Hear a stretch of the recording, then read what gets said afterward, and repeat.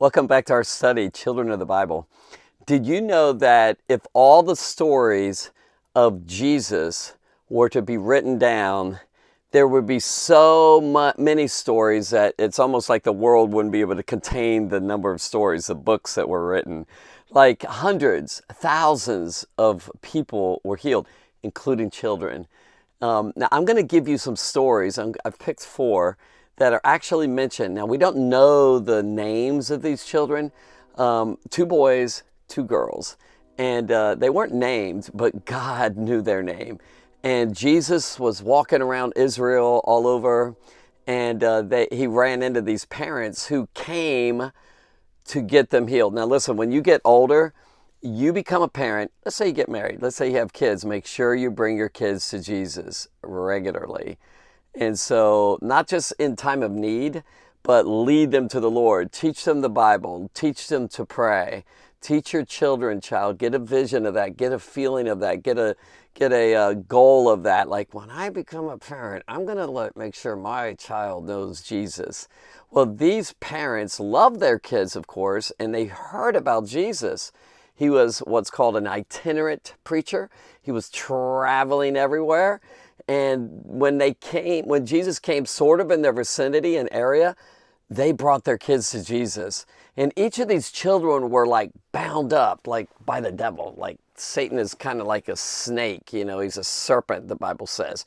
And his poisonous evil was really wrapped around these kids, not literally like around you or something, but he had them bound and he attacked these kids. Now, you do not need to be afraid of the devil. When you come to Christ, he becomes your fortress, your refuge. He becomes your healer, your teacher, your guide. He really is there with you. But I've been attacked even as a Christian. And so I come to the Lord and I get delivered and I get healed. So let's discuss these kids, two boys, two girls. Okay, let's start with this one. This is, the Bible talks about a nobleman's son. And if I can draw this real quick, I can give you an idea where this one happened to be. So if I draw a picture of Israel right here, a little miniature one, and then you have the lake, the Sea of Galilee, kind of looks like Africa sort of, and then there's the rivers, and then right here is where, can you see that? On that dot right there is where the son lived. And the nobleman's son, what's a nobleman? He was a royal official. He was a real high officer of the Roman government. He wasn't even Jewish.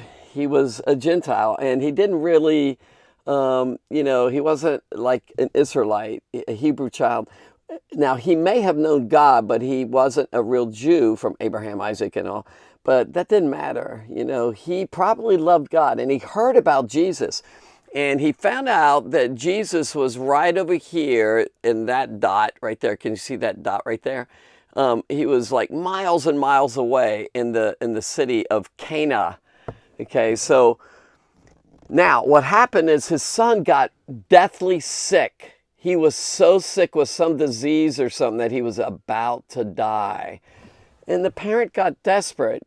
God really answers desperate prayers, I tell you that. He loves that cutting edge, like, oh, God, help me. He really hears those prayers. And so what happened is he traveled all the way from here, all the way to there, miles and miles to meet this Jesus. And he came to him on behalf of his son, and he asked Jesus to heal him. And then I'm going to just do a piece of each of the stories. And Jesus said, okay, go your way, your son lives. Those 6 words, go your way, your son lives. And so he just turned around and started on his way home. And halfway home, as he was right about here, if you can see that right there, halfway there, he met some of his servants. They were coming towards him, and they were all excited, and they said, your son is alive, he's healed, like totally got healed. And he asked them, what time did that happen? It was the very moment that Jesus said, go your way, your son lives. Isn't that powerful? And that son, got transformed and changed, and he was delivered from the devil, delivered from that sickness. The Bible says God anointed Jesus of Nazareth who went about doing good and healing all that were oppressed of the devil, for God was with him. That's exactly what happened. And I believe, by the way, each of these children, these sons and daughters, I personally believe they're most likely in heaven.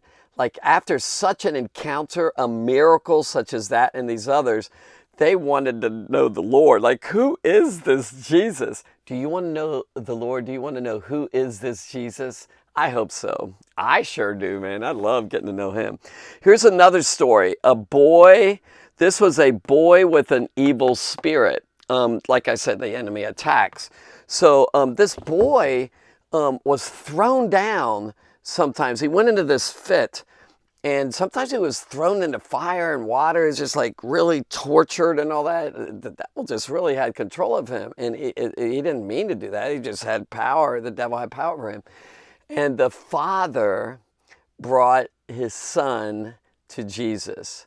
And so this is so cool. It's like actually he brought the son to the followers of Jesus, and Jesus wasn't there at that time.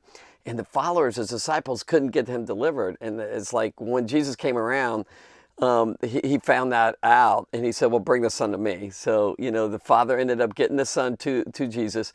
And Jesus healed him, just like that. Power of God through Jesus Christ. And I've experienced the power of God in my life, literally healed. I've experienced the power of God in my life to change my conduct and my behavior and my words and all that. So this stuff is real. Like, it's very cool. And so that son was totally freed from that demonic power, just set free. Very cool. Here's another story. Now, this really gets intense. Ready for this one? Jairus, his daughter was super, super sick on the deathbed. She was 12 years old, and he found Jesus and he said, come heal my daughter. So he was on his way to heal her, and he got interrupted by another person who needed healing. Long story short, while he was healing her, the friends and servants of Jairus, who, by the way, who happened to be an official ruler of the church or the synagogue, the Jewish church called synagogue, they came to him and said, why bother the teacher anymore? The child is dead. So on his way to meet this child to heal her, she went out. She died. Ugh. Imagine what the parent felt like. I love what Jesus said. He turned to Jairus and he said, don't be afraid, just believe. That's really cool. Now think about those words. Child, don't be afraid, just believe. And so he went in, long story short, he went in there, went into the room, and here she was lying dead on that bed. And then he said, I like this, it's Aramaic, he said, Talitha Kumi. That means, little girl, rise up. And he took her by the hand, and the girl came back to life. Oh, that's so powerful. I mean, what a witness that was to his parents. So the parents, I believe the girl got saved. I believe they really gave their lives to Jesus. Here's another set of stories that I want to talk to these people in heaven. I really, really do. And I would sit down and say, please tell me all about it. I know a lot of it, but I want details. What was it like? How did you feel? What was it like when you just came? What was it like for her to be raised from the dead? Wow. She died from this horrible sickness, came right back, and she met Jesus. Woohoo! All right, the last one I've chosen here is the Cyrophonician's daughter, another little girl. This is a woman, a mom, who brought her daughter who was troubled with another evil spirit. Evil spirits really, trouble kids. Maybe you're being troubled by an evil spirit. Maybe you've got a lot of fear in your life, or maybe you're being troubled by an evil spirit through people like bullying you or hurting your feelings, or maybe you've got worry, or maybe you're being troubled to try and cause you to sin, or maybe you're getting sick a whole lot. Not all sickness is necessarily of the devil. It's just we live in a world, of nature and all that. Germs are out there and all that.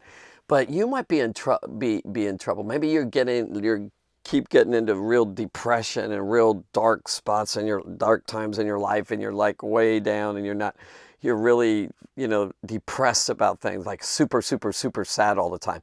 Jesus wants to set you free. He wants you to be happy. He wants you to have joy and peace.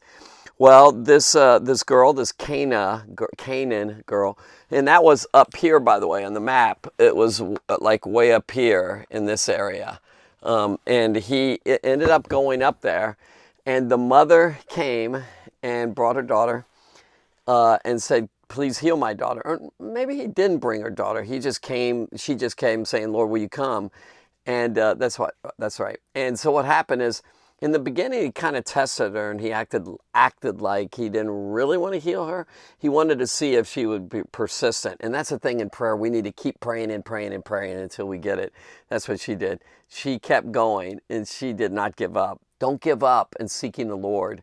And so, and then he said, "Yeah, go your way. Your daughter's healed. Your faith has saved her." Faith, trusting God. But I like these great stories of these children. It also shows you that Jesus wants to heal and deliver children. And he's the same yesterday, today, and forever, by the way. He hasn't changed.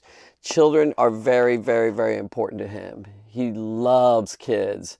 And this kind of shows that each one of these were very precious to him. And he never said no to any of them. Think about that. Every person that ever came to Jesus got healed and delivered. That's who he is. And so I want to encourage you, child, to have faith in the Lord and to seek him. And he'll do some wonderful things in your life too. All right, God bless you. Thanks for joining me.